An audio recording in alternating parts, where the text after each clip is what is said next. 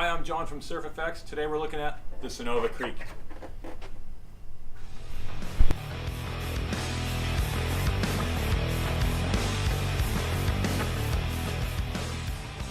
So what we have is a board very similar to the Flow, from the front end to the middle.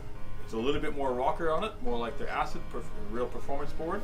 And then it's got the tail, which is creating the magic of this board, of the Speed, which is a real kind of extended diamond tail. And on the bottom you have a look, really deep channels. So what you get is a board, the closest competitor would be the Flow. The Flow is a rounded square tail, and it allows the board to sit on top well. It's a little bit flatter rocker line, it's a quick paddler, easy to get waves, and easy to kind of get the most out of smaller waves because it's a little bit kind of fishy in its kind of idea. That it's a little bit wider than most other things in the market competing against it. This board is a touch narrower for the various sizes, but it's got the Speed tail. Now the Speed tail, that long diamond with the channels, the tail gets a bit deeper in the water. That combined with a bit more rocker line gives you a real kind of deep power and carve, as opposed to more of that fishiness, that lightness on the top of the water. These boards have a custom hand-painted finish, and you can see the fade. So it's got the yellow down to the red fade with the yellow rail.